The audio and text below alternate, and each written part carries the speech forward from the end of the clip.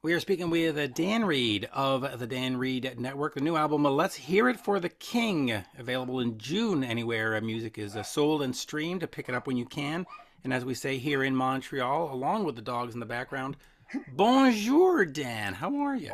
I'm good. Bonjour to you. I'm very good. Yeah, so let's get into this album. I've been lucky enough or privileged enough to have an advance stream of this thing, and it is spectacular. And I will tell you, if the song Starlight is not a massive hit, I just don't understand the record buying public anymore because it I is think brilliant. it's done really well on YouTube and the state Planet Rock in the UK. It's Right. stacked. It's been there for 3 months now, I think, playing. So whether it'll get picked up by any stations in the US or not, one will never know. Hopefully, you can. We hope. So let's start off with talk to me about making music in or for 2022. Are you sort of going back and thinking, okay, I got to go back to what we did with Bruce Fairburn and we got what we did in the early days, or are you thinking, hey, we got no shackles here. We can do whatever the heck we want. Talk to me about putting it together and making it for 2022. Yeah, that's been a. It's an interesting concept of where we decided that what what is it that brought us together as a band before we even met Polygram and Bruce and Bill Graham and all those folks, what we were doing in the clubs, like what did we like about what we did back then? And so we actually took one song, well, two pieces of two songs from our 1986 days, our club days, 1985, 86, and revamped pieces of it just to kind of have that on this new record. A song called Fire in the House and a song called Mind and Body, which I stole some lyrics from. Not so much the groove, but just a few lyrics here and there and rhythms. And that was like the setting point of where we were like, okay, let's start there. Now let's write 11 other songs along with these two and have them work with these two songs and have it be a cohesive, heavy record. We wanted to do something a little heavier because we've been playing a lot of live shows before COVID hit and we were really getting into the flow of that. So we thought, let's make this new album something that we can really, sink our teeth into on the stage. Yeah, and it absolutely worked out. Talk to me a little bit about the inception of the band because you're signed by Derek Schulman, who is absolutely, iconic in the music business. Signed all kinds of great bands. He's Yep. working with Bon Jovi. He's working with Cinderella. He's doing all this stuff. Then you're managed by Bill Graham. Wow. Yes. I mean, Bill Graham is the West Coast. I mean, he's Right. the entire West Coast. Uh, Exactly. talk to me about that because you were set up for massive success and then it took a turn. Um, how did you get involved with Derek and Bill? That started just being that club band I was telling you about, and we were packing out places in Seattle and Right. Portland. A lot of the grunge bands before that grunge scene broke in 1990 were friends of ours who come to our shows. We had a lot of good camaraderie with the other musicians.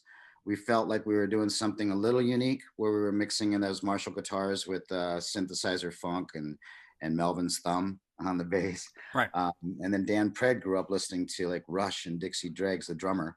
And so he was really progressive hard hitter. And so that combination of everything just kind of seemed to make everything work, as on a different level.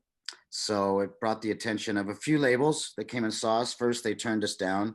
There was somebody from Geffen that came and saw us and said that they would sign us if we had one less black guy in the band Really? because yeah, because they thought that would be a hard sell, and it turned out Well, they're I do. they're Let me right. ask you about that because Yeah. it did seem to be a hard sell. I do the rock show, and I always post on this day this album was released and all that, and Oh, yeah, cool. I struggle daily to find either a female rock artist or a black artist, and I'm really down to just posting about living color every so often, Right. and it's I never noticed it until I started doing this, and then I noticed it. And I went, "Wow, there's like Joan Jett, Lita Ford, Living Color. That's sort of my others." And it's so was it really? Was there really a racism? Yeah, there was racism, but I think it's not like I hate black people or white Right, people are evil type racism. It was right, more about they just didn't understand it. It didn't click in their brain. with Living Color, that track had that kind of Led Zeppelin riff to it, and it was 4 black guys doing it, not a mixed race band. Right. So it was very, very different and very unique. And that first video was so awesome that it really pushed that over the edge, right? Cult of Same personality. thing with Teen Spirit with Nirvana. That video alone Right. broke that whole scene, right? Right. But you had bands like Sly and the Family Stone that were multiracial, really cool band. Mother Love Bone, or sorry, not Mother Love Bone, but Mother's Finest. Right. Yeah. Mother's Finest, Mother Love Bone. One of my Andrew was just a Right. pure soul. But yeah, Mother's Finest. There was a few multiracial bands that were doing that stuff, and then you had Fishbone come out, and then you had Chili Peppers and Faith No More and Extreme and the Electric Boys, and there was this whole kind of funk rock movement. The New wave Electric of it. Boys. There you go. that You gotta love that. was post Mother's Finest, you know. So there was some racism in the metal world in the sense Oh, of okay. like just looking at us, people thought we were funkier than our actual song was. So you have this kind of visual thing, residue of what people thought was in each category. And Yeah. thank God that's all gone now. I think that's completely erased. So Yeah, it mostly is, but bands back then really were about how good you looked. I mean, you look at Poison and Bon Jovi, both bands that I love, but I yeah. think they became successful, especially in Bon Jovi's case, because John's a good-looking dude. You know, Is had he that looked like reverse? me, I don't Is think that we'd be talking reverse about Bon Jovi. sexism? Pardon me? Is that reverse sexism? Yeah, listen, it must be there, but there is a certain amount of look that's associated to what you were doing back then. Well, you know, I'm not sure if you're aware, but in the middle of that looks era, Yeah. right in early 1990, I shaved all my hair off just to kind of make a statement Yeah, that, me too. yeah. I went, screw it. I'm shaving my hair off. But yeah, it was kind of just an experiment to see if that was true, because I never wore spandex, for example. I did wear a little eyeliner in the club days, but for the most part, I just tried to rock and roll. And I think I was one of the first guys that wore jeans with holes in them on stage, and then that became a huge fad, and Yeah. it's crazy stuff. So everything, I tried to break the rules as much as possible, musically first, then looks wise second, and then by the time I realized that the world of music had changed in a different direction, in that dark, elemental, deep intention direction with the grunge scene, Seattle scene, that I just decided to walk away from the whole scene for a while. I thought it was going to Yeah. be a couple years, but it ended up being 12, 13 years. I'm going to get to that, but I just want to quickly, before I get to that, since I'm from Canada, you did the first EP or album over at Little Mountain Studios. The first album with Bruce First Fairbairn, album. Mike Fraser And engineering. Bruce Fairbairn, God rest his soul, of course, and Mike Fraser, who is a mixing genius. Yes. Talk to me a little bit about that, because it is known for the drum sound, that big drum sound. Yes. What was that experience like? And of course, it was also known for the guys to hang around. So you'd be making an album, and then you'd have, like, you know, Bryan Adams singing backup vocals, or you'd have Mark Lafon singing backup vocals, or you'd have Nikki Sixx. Or quickly talk to me about that experience in recording in Vancouver with the drum sound. Yeah, you know, they have this thing called the loading bay up Yeah. there, where they would set all the drums up next to the door of the big concrete loading bay, and they'd put a bunch of microphones out there, and then they'd close mic the kick, you know, but they have the whole drum set basically facing this door, Right. and the kick drum just going straight out into the loading bay. And that's where you got all that really beautiful natural big reverb that I think Bob Rock and Mike Fraser both came up with that together. Yeah. Mike was assisting then. Permanent Waves, I guess, Yeah. where they started banging that drum like that. That first Bon Jovi, second Bon Jovi. AC/DC did some stuff up there with Bob. Yeah. But yeah, if you think about the records that came out of that space, man, it's Dr. incredible. Feelgood. I mean, come Oh, on. Jesus. Yeah. It sold masses, but what was it like for you? I mean, did you get the full experience with the boys, and was Bob working with you at all? No, Bob didn't work with us. He was on the other studio for a while on one project, but it was I think it was one of those bands that didn't hang out that much. I can't remember who it was, but we had like John Webster, who played keyboards on some of Bon Jovi's stuff, play on our record. Awesome, awesome idea, man. Right. Um, the beginning of Ritual, that jungle drum rhythm, Hmm. that was all Bruce Fairbairn's idea. He goes, "Hey, there's Ah, a percussion group up at the college, and there's an African gentleman that's running the whole percussion class. Maybe we should go up there and talk with him." And we went and met him, had some, I think we had lunch or coffee, and then invited him down to the studio, and he brought a van full of drums. And we got everybody, including the assistant engineer Ken Lomas, everybody just hitting instruments out there, all of our guitar techs and everybody. um, but then we had heard, after we finished that session, we had heard that somebody like Kiss maybe or Aerosmith had done a similar thing, but not with this gentleman, but with a similar amount of drums. But they brought in all the strippers from the different clubs and used their bottoms for slap oh drums. God. And I was like, oh my God, what world have we got ourselves into? But thankfully, we didn't go that direction. We used actual African drums. Yeah, you But, see. but the whole experience, I mean, you would hear uh, people would come in and visit and listen to the record, and Derek was there and Bill Graham, and just to have their energy around our band at that time was, it's hard to describe that feeling when your dreams as a farm boy in South Dakota start becoming a reality, and pinching yourself isn't enough. It becomes this kind of surreal thing. But also at the same time, you become really focused on uh, deserving it, like working hard, working really, really Yeah. hard, deserving it. And I never partied or drank or anything during those days. It was Right. after I left the band became my Right. It party. was after your basically your run with the Rolling Stones where you come home and have nothing to do and then you get in trouble. Yeah, but for me, it was like the band splitting and then getting into like theater acting, into the minds of this acting world where, smoking weed, and then, oh, do a line, and then, oh, have some drinks, and, oh, now I know this character, that kind of stuff. That's Right. where it started. And then when I bought a nightclub, I went into full, Yeah. you know, Club theater. Ohm. Yeah. Yeah, it was called the Ohm. It was a great party. A lot of good times there. All right, Um, so let me fast forward a little bit then, and we'll get back to you open for Bon Jovi, you open for the Rolling Stones, you do all this stuff, or you were written about in the Rolling Stone, I should say.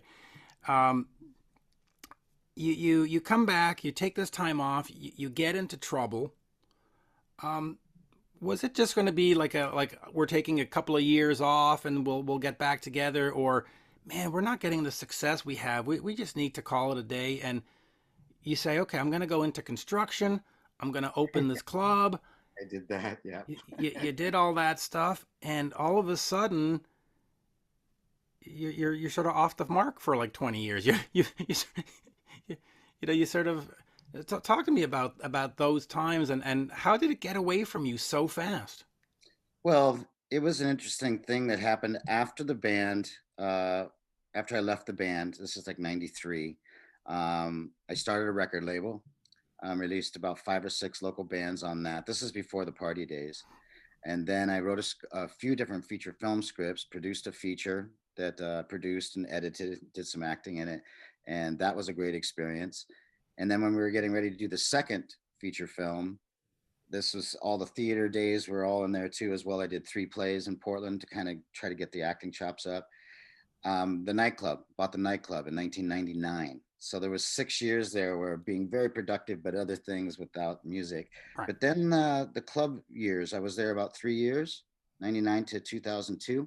And over that course of 3 years is where, started partying every weekend. Then it was Thursday through Saturday, then Wednesday through Saturday.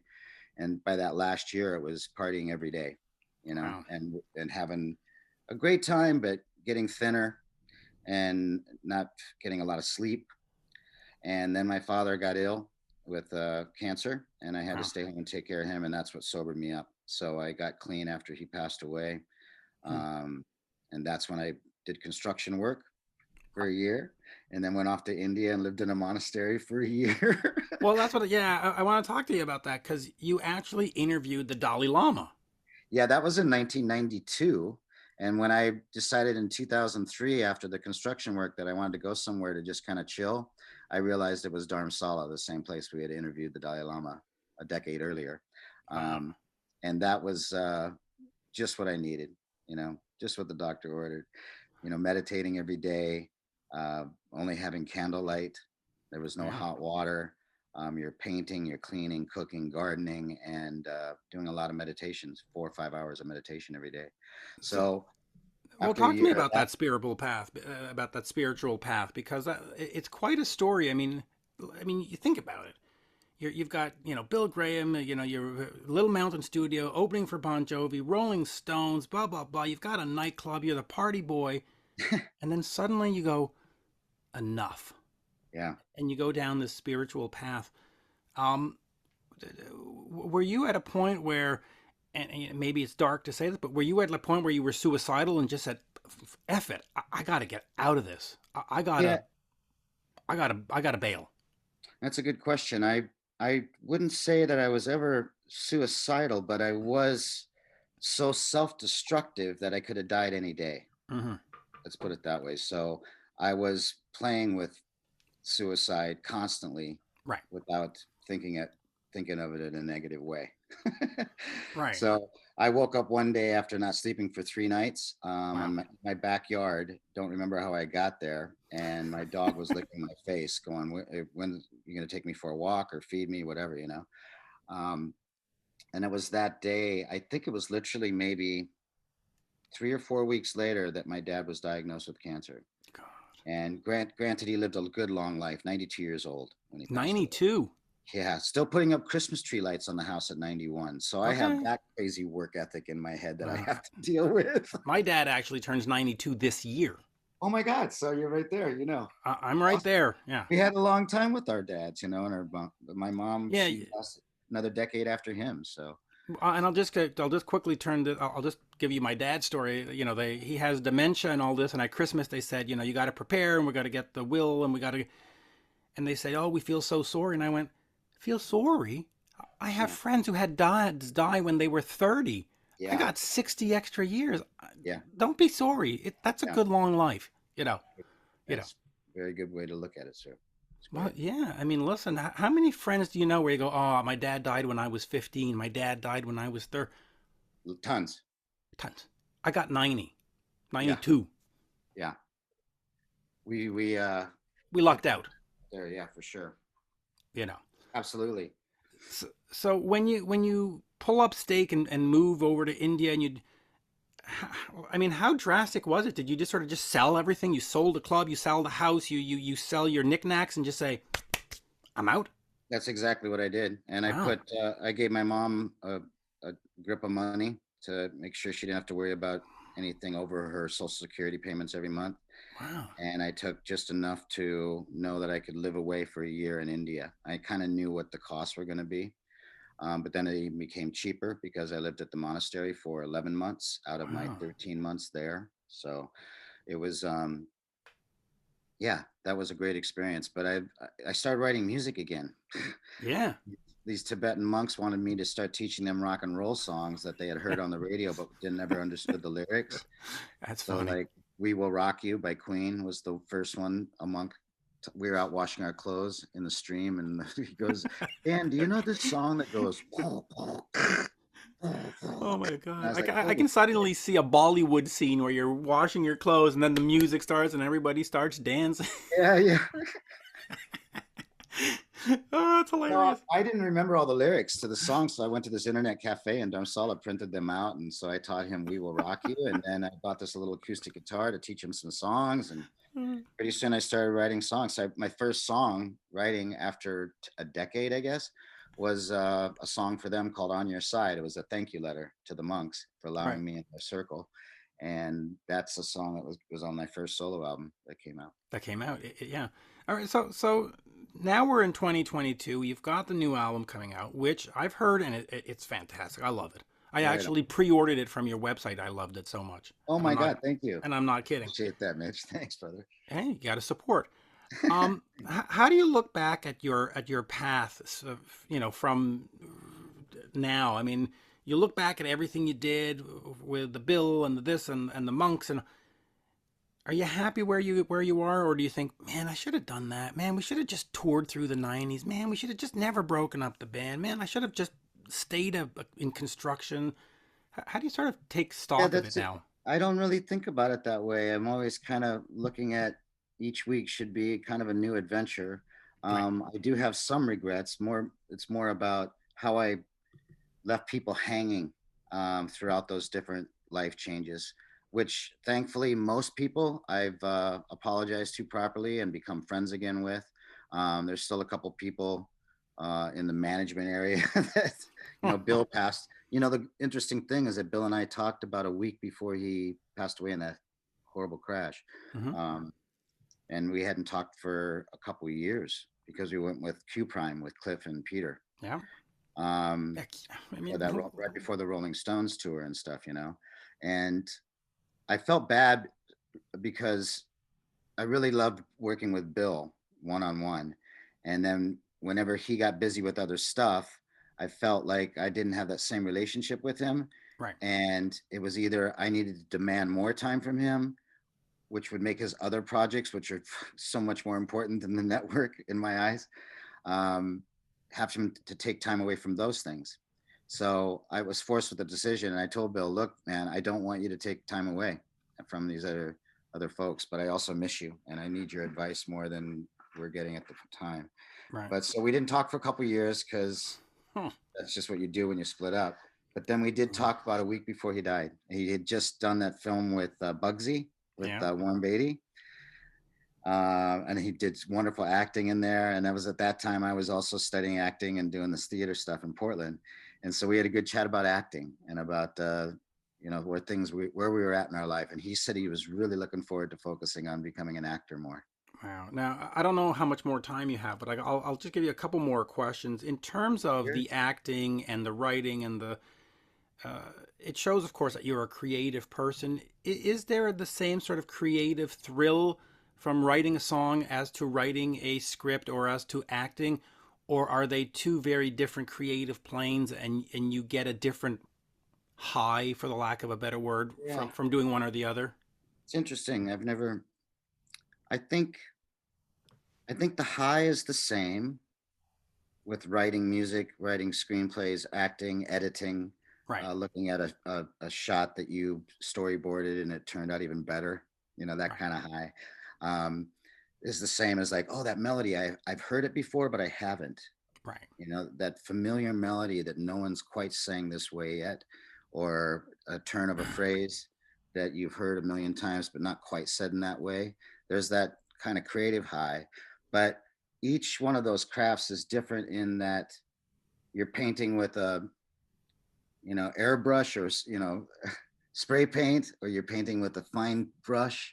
Right. There's these little things that the technique of everything is thrilling as well. So you have that constant. That's why when you ask me about how do I look back at all the stuff, I don't look back so much because I'm always trying to. Now I'm trying to learn how to do After Effects in Adobe Premiere. Oh, wow. That's my That, dream while that I'm you painting over here in this other room. So, oh shit. that's great. And here I'll start wrapping up. I'm a big Def Leppard fan, and Oh, dude. apparently they play into your career in the sense that they put out Hysteria, an album that cost whatever 5 or 6 million. They Yes. put out Women, they put out Animal. The album is sort of stiffing because people aren't responding to the singles, and the record company basically says, "The hell with this. We're cutting promotion for everybody." And your album is sort of wrapped up in the we're not promoting new music. Look, you know, how Yeah. true is that story? And is it fair to say that maybe Def Leppard sort of cost you your career? I mean, is that an overstatement? Uh, God, I've never really thought about that. I know that their album really went crazy way over budget. That's what you get when you record guitar chords one string at a time, It takes a lot of fucking time. But it sounds great, right? That album is ridiculous. It Uh, sounds great, but listen, I remember seeing the video for Women the first time, and I'm thinking, wow, it's been 4 years. All right, let's go. And they play Women on Much Music, and I go, I waited for that. Mm. Now, mind you, when Pour Some Sugar on Me comes out, you go, damn, now we're in business. But when I remember looking at the Women video, going, Huh. photograph, fooling, blah blah blah, women. Mm. Uh, Oh, dude. Oh, yeah, I mean, Pyromania was on fire, dude. literally. You're giving me chills just thinking about that record. I just Yeah, first time I thought about that album in a while, but I remember hearing that for the first time, just getting my mind blown. right? What a What? barn burner. Yeah, melodically and production wise, and those harmonies, and oh, It's Jesus. And Rick's drumming, and then he went on to drum with only one arm. It's like, what one the arm. hell? Yeah. Awesome. And you got Mutt Lang, and I mean, come Yeah, on. yeah. You know, and when Hysteria comes out, I will say this, and I've said it since 1987. They picked the wrong first single. It just was not. What did they do for the first single? In North America, they picked "Women" as the first single, Oh, right, yeah, and yeah. and it was just like that ain't rocking. Yeah, it was a little disappointing, that one, right? So were you caught up in record company politics where the album was they were sort of treading water with it, and the record company just went, listen, sorry, Dan and other people, we just don't have Yeah, time for you. I'm sure that was happening. Somebody said in Paul Stanley's autobiography Mm-hmm. that came out a couple years ago that he mentions the Dan Reed Network. He says that he actually said that Kiss took a hit with getting promotion money because the label was interested in bands like Bananarama and Dan Reed Network. He said in By the the way, autobiography. So having interviewed you now, I have now interviewed both Bananarama and you. So thank you very much. and I love Bananarama. I thought this music was great. Mm-hmm. But Paul Stanley thinks that new bands were taking money away from promoting the legend bands, Right. and now you're saying that Def Leppard, which was like post Kiss but pre us, Yeah. was overtaxing us getting money. It's probably all going on all the time with these record companies. God only knows. But I do know they were hitting a wall with funk radio not wanting to play us and rock radio not understanding us. And they were hitting a wall with a lot of that stuff. I mean, you take a song like Get to You, Yep. Ritual, Taming the Wild Nights. They're all kind of like, where do you put that back in 1988? You know, Yeah, which 80s. is strange though, because a lot of bands, and I'm not going to say Aerosmith is funk, but you listen to what Tom Hamilton's doing on bass, Yeah. and it's not just a straight bass line. I mean, he's got some soul and some. I mean, Oh man, Sweet Emotion is sweet one of my emotion. favorite funky songs, and Yeah, I mean, there's countless Aerosmith songs. People, I didn't mention it today, but usually when I'm having interviews with folks and talk about what are the first bands that inspired you, yeah. Aerosmith always comes up because they're a real funk rock band. They are. Listen to that rhythm section. You take out Joey Kramer and Tom Hamilton, and 90% of the Aerosmith songs fall apart because it's Yeah, based on that foundation. yeah. Walk This Way, Walk forget This about Way, all of it. them. Yeah. Anyway, let's hear it for the King. It is originally slated for March. Now it is set for June 17th. Yeah, because our tour had to be rescheduled during these. There was still some COVID rules that were overlapping in Europe over here. So they tried to, we thought it'd be smarter for everybody because if one crew member or one band member catches it, the tour is canceled. Right. Otherwise, we have to live in a bubble where you don't get to say hi to anybody, including your merch guy, because he's out in contact with the audience. And Yep. so you have a middleman to the merch person. And it's ridiculous. And I like touring for the fun of it. I think it's a great time to be on the road and connect with people, Yep. slap their hands and visit with people afterwards and sign stuff and take photos. I love all that whole process. So if we couldn't do any of that, then we were doing it just for the money. And Yeah.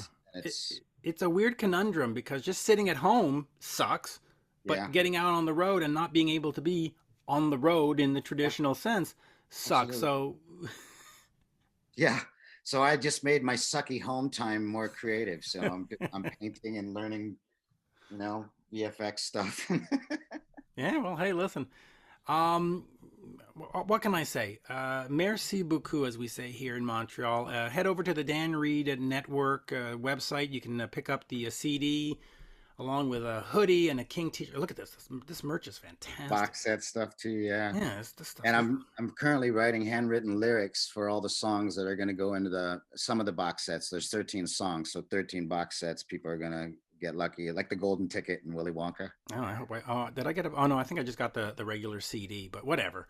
Yeah. Let's see here, and of course, the next classic is going to be the before last song, "Unfuck My World." There you go. Oh, you like that one? I like that one too. No, I listen to Starlight this morning. Just before we actually got on, I was playing it, and I got to Starlight, Supernova, Let's Hear It for the King, and I See Angels. That run of songs, which is 3, 4, 5, 6, perfect. I mean, Oh man, I can't wait till you hear "Homegrown" is my favorite song on the record. Oddly enough, oh, here, I'll let me pop it in. Let me that's hear. one that Brian and I wrote together. Look at that. Listen to that. Hold on. Started off as a Brian track, and There you go. it's funky. Oh, that is fantastic. And um, yeah. Listen, if you don't know the band and you, for example, love Extreme, you'll love this. And your voice is just it has held up. I don't know what you did, but it's held up. I mean, you know. Cigarettes, little vodka every other couple of weekends. That's the plan.